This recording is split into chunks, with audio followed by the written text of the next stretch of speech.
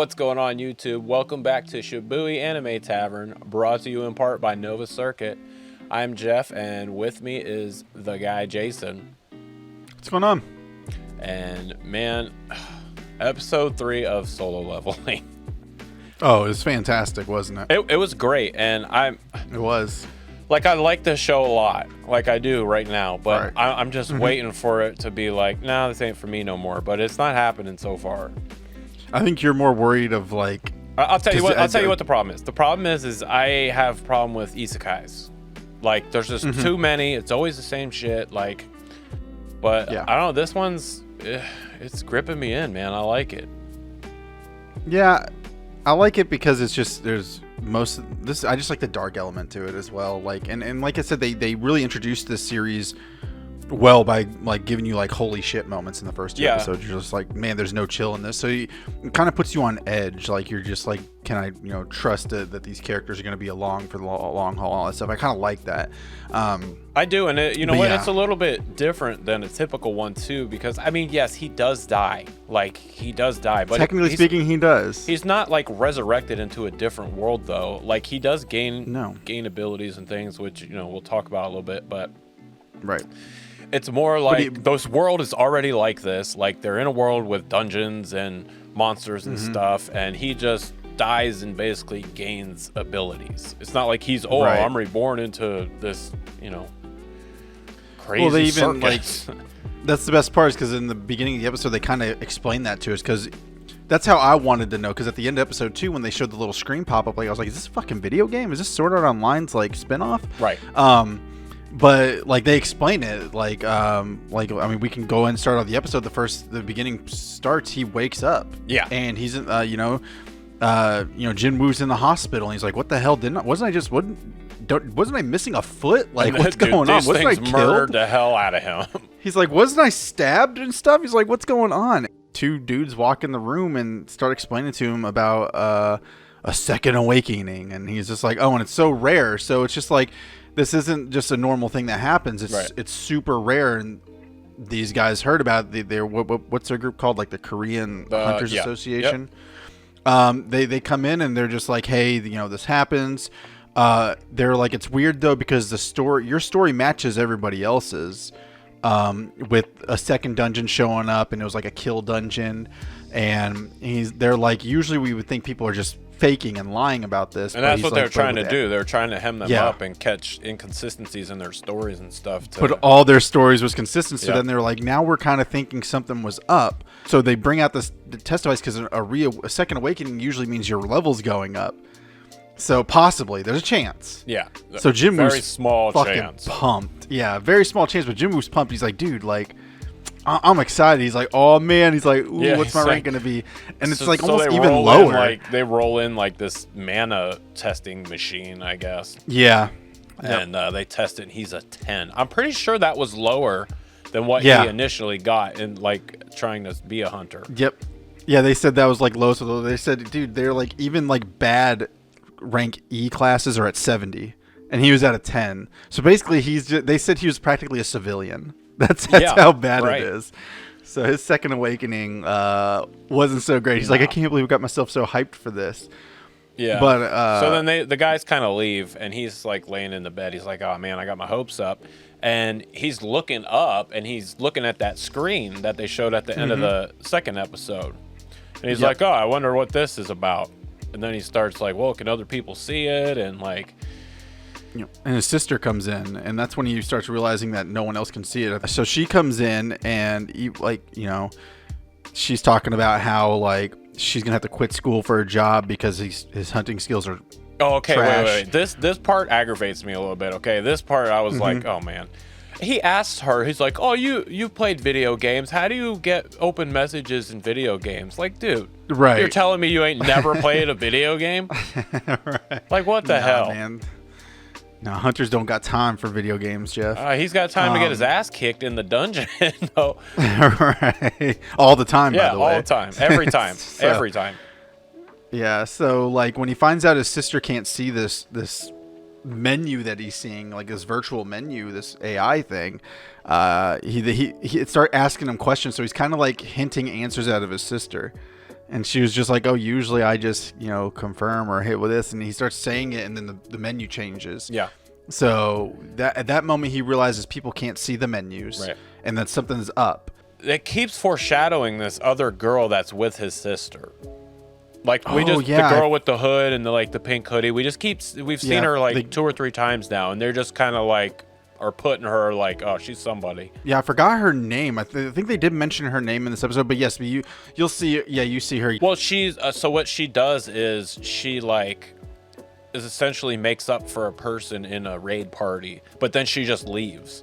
Because you have to have a certain amount of people to get in the raids or the dungeons, and so they pay her to go do that, to just let them in, and then she just leaves and the other people go in. Right. And to backtrack a little bit, so with the people that he was with in the dungeon, kind of like Lee Jo Hee is the girl that was always healing him and taking care of him. She's traumatized, so she's I guess in a hospital dealing with that. And then the older guy, I forgot his name, the guy that lost his arm, he pretty much has to retire from hunting because he can't hunt with his arm, cut off. And supposedly there were 6 people that survived the dungeon in general. So yeah, they and even the Korean Hunters Association dudes, they were just that's rare too. And they were like, how the hell did you live?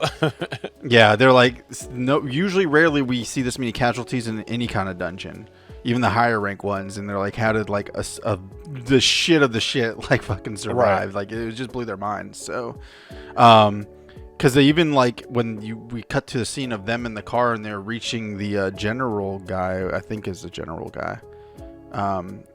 I forgot his name, but they called him and was mentioning that there's no significance in his level or anything. He's still rank E. Yes. But they're still kind of puzzled about it. There's just it's just weird. It's a second awakening. It's rare. So in general, it's kind of a weird thing. So he's laying in the bed and he eventually figures out how to open the message. And, man, I forget. It gives him it tells him rewards have been delivered and stuff. And then it... Yeah, basically, yeah. And then it ends up giving him another quest. Yeah, a daily quest. Yeah, daily quest. Yeah, it was just hey...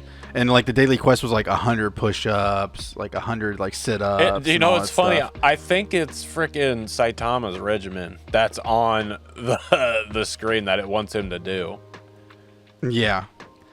And it's funny because he was just daily task. They want me to do that. He's screw that. And he even said in red, there's a penalty if you don't do these. But he didn't take it serious. And holy shit, was there a penalty? Yeah, there was a penalty. A 4-hour long penalty. Dude, that's the crazy part. I thought it was 4 minutes when it first started. I'm like, oh, he's got to survive this crazy shit for 4 minutes. No, it was 4 hours. I don't know how he lived. Yeah.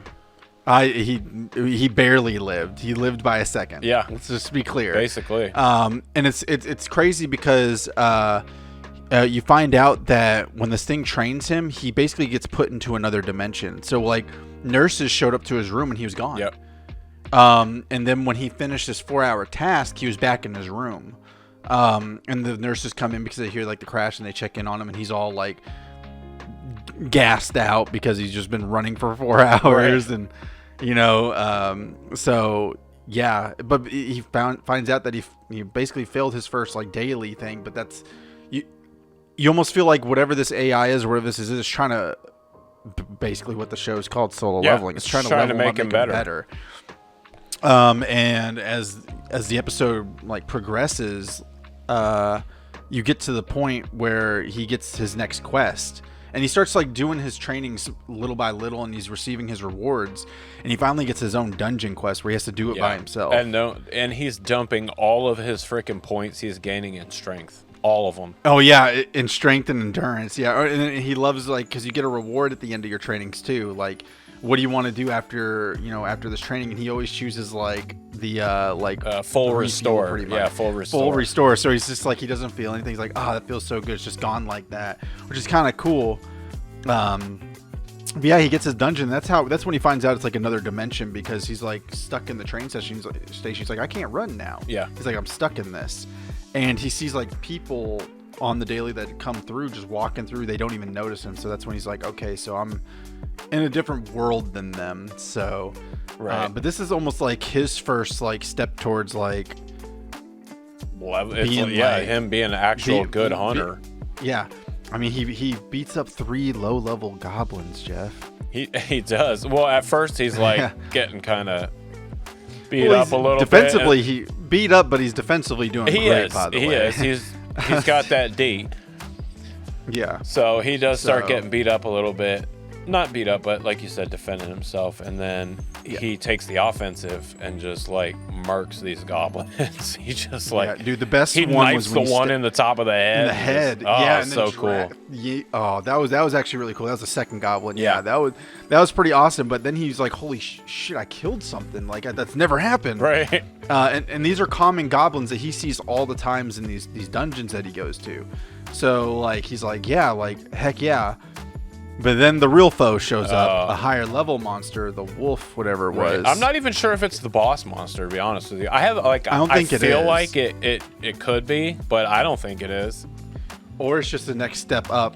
Yeah, he starts kind of like it starts showing him like duking it out with it a little bit. He realizes like this thing's way more powerful than what he is. And he's struggling with this one. He is. And then that's how the episode ends, with this thing like basically coming at him.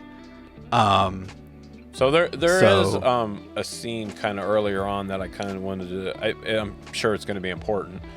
So Right. the blonde girl from Episode 1, I think. Remember Episode she was in 1, episode I 1 where think. she was jumping through the streets and all that stuff. and she's like a S-class hunter.